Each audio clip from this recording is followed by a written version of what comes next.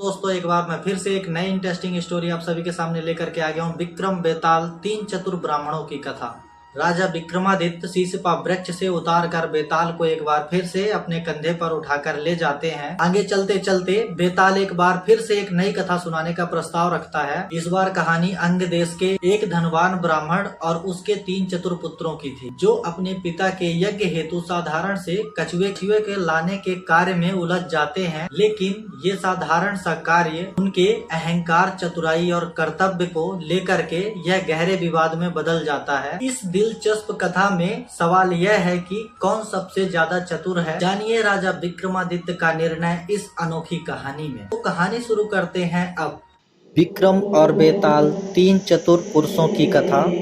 पहले की तरह राजा विक्रमादित्य फिर उस शीशपा वृक्ष के पास जा पहुंचा। बेताल को वृक्ष से उतारकर उन्होंने अपने कंधे पर डाला और मौन भाव से अपने गंतव्य की ओर चल पड़े।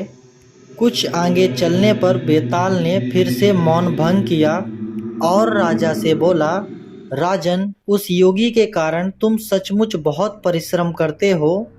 तुम्हारे परिश्रम की थकान मिटाने के लिए तुम्हें एक और कथा सुनाता हूँ, किंतु शर्त वही रहेगी, कहानी सुनाते समय मौन ही रहना, अन्यथा मैं फिर इसी स्थान पर लौट आऊँगा। राजा की सहमति पर बेताल ने फिर एक कथा सुनाई। अंग देश में वृक्षघट नाम का एक ग्राम था, जो ब्राह्मणों को दान में मिला था। वहाँ विष्णु स्वामी नाम का एक बहुत ही धनवान अग्निहोत्री ब्राह्मण रहता था। उस ब्राह्मण के तीन पुत्र थे, जो अपने पिता के समान ही बुद्धिमान थे।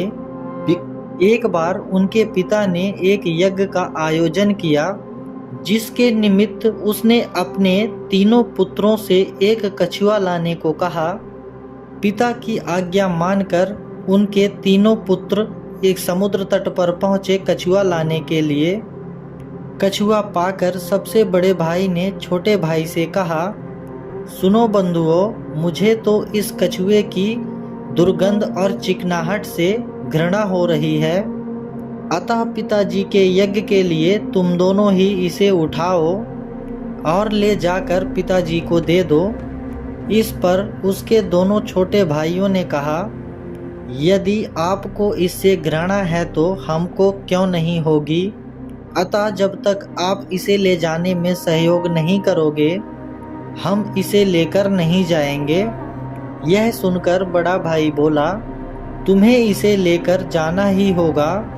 यदि तुम इसे लेकर नहीं गए तो पिताजी का यज्ञ पूरा नहीं हो सकेगा और तुम लोग नरक के भोगी बनोगे। बड़े भाई के मुख से यह बात सुनकर उसके दोनों छोटे भाई हंसे और बोले, भैया, तुम हमें धर्म का ज्ञान कराते हो। इस अवस्था में जो हमारा धर्म है वही तुम्हारा भी धर्म है। छोटे भाइयों की बात सुनकर बड़े भाई को क्रोध आ गया और बोला, तुम लोग मेरी दक्षता नहीं जानते, इसीलिए मैं किसी घृणित वस्तु को नहीं छू सकता। इस पर मंझला भाई बोला, दक्षता की बात क्यों करते हो, मैं भी कुछ कम नहीं हूँ, मैं तुमसे अधिक दक्ष हूँ। तब बड़े भाई ने कहा, एक बार यदि ऐसी बात है तो हम में से सबसे छोटा भाई इस कछुए को लेकर चले। यह सुनकर सबसे छोटे भाई की मूछें तन गईं। छोटे भाई ने बोला, तुम दोनों ही मूर्ख हो, इसीलिए मुझसे ऐसी आशा रखते हो। जानते नहीं कि मैं तुम दोनों में से अधिक चतुर हूँ, मैं सैया दक्ष हूँ। इस प्रकार वे तीनों भाई आपस में झगड़ने लगे और कछुए को छोड़कर अपने झगड़े के निपटारे हेतु उस प्रदेश के राजा के पास बिटंकपुर नामक उसके नगर की ओर चल पड़े। राजा के महल के अंदर गए और राजा को सारा वृत्तांत सुनाया। सुनकर राजा ने कहा, आप तीनों यहीं ठहरिए, मैं आप तीनों की परीक्षा लूँगा। भोजन के समय राजा ने उन तीनों को बुलाया और अपने रसोइयों को कहकर उनके सामने नाना प्रकार के व्यंजन परोसवाए। दोनों छोटे भाई तो उस स्वादिष्ट भोजन को खाने लगे। किंतु बड़ा भाई भोजन की उपेक्षा कर एक और मुंह बनाए बैठा रहा। उसने एक टुकड़ा भी मुंह में नहीं डाला। जब राजा ने स्वयं उससे पूछा, आर्य, भोजन तो स्वादिष्ट और सुगंधित है, आप खाते क्यों नहीं? तो उसने उत्तर दिया, राजन, इस भात में मुर्दे के धुएं की यह दुर्गंध है, इसीलिए स्वादिष्ट होने पर भी मेरी इच्छा इसे खाने को नहीं हो रही है। उसके ऐसा कहने पर राजआज्ञा से सबने उस भात को सूंघने के बाद कहा, उत्तम कोटि का यह चावल बिल्कुल स्वाद रहित है, इसमें किसी प्रकार की भी गंध नहीं है। भोजन दक्ष बड़े भाई ने भी उसे नाक से सूंघा पर खाया नहीं। इस पर राजा ने उस चावल के स्रोत का पता लगवाया कि वह कहाँ पैदा किए गए थे, तो पता चला कि चावल एक ऐसे खेत में उगाए गए थे जिसके पास ही बिल्कुल शमशान था। भोजन दक्ष का कहना बिल्कुल सच था। शमशान में मुर्दे जलते ही हैं, उन्हीं के जलने की बदबू चावल में रह गई थी। राजा भोजन दक्ष की योग्यता को मान लिया। उसने अपने रसोइये को दूसरा भोजन लाकर बनाने को कहा। भोजन के उपरांत राजा ने उन तीनों को अलग अलग कमरों में भेज दिया। फिर उसने नगर की एक गणिका को बुलावा भेजा। उस सर्वांग सुंदरी को अच्छी तरह से सजा संवार कर राजा ने उस दूसरे नारी दक्ष ब्राह्मण के पास भेजा। पूर्णिमा के समान मुख वाली और काम को जानने वाली वह स्त्री राजा के अनुचरों के साथ उस नारी दक्ष के शयन गृह में गई। जैसे ही गृह में वह प्रविष्ट हुई, उसकी कांति से कमरा दमक उठा, किंतु उस नारी दक्ष को मूर्छा सी आने लगी।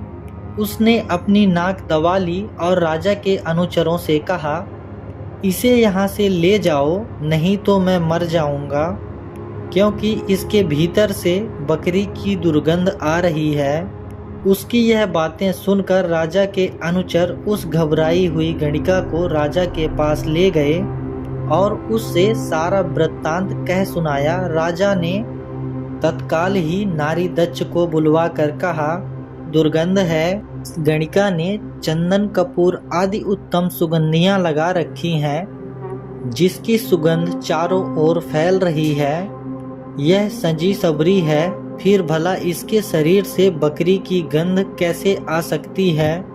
राजा के ऐसा कहने पर भी जब नारी दक्ष ने यह बात नहीं मानी, तो राजा सोच में पड़ गया। युक्ति पूर्वक उस गणिका से पूछताछ करने पर मालूम हुआ कि बचपन में उसकी माता तथा भाई के मर जाने पर उसे बकरी का दूध पिलाकर पाला गया था। तब राजा नारी दक्ष की चतुराई पर बहुत विस्मित हुआ और उसकी प्रशंसा की। उसके बाद उसने तीसरे ब्राह्मण को, जो शय्या दक्ष था, उसकी इच्छा के अनुसार शय्या दी। उस पलंग पर 7 गद्दे बिछे हुए थे। बहुमूल्य कक्ष में वह शय्या दक्ष पलंग पर सोया, जिस पर धुली हुई और मुलायम चादर बिछी थी। अभी रात आधी ही बीती थी कि वह नींद से जाग उठा और हाथ से बगल को दबाए हुए पीढ़ा से कराहने लगा। राजा के जो अनुचर वहां थे, उन्होंने देखा कि उसके शरीर में केस का एक गहरा कठोर दाग बन गया है।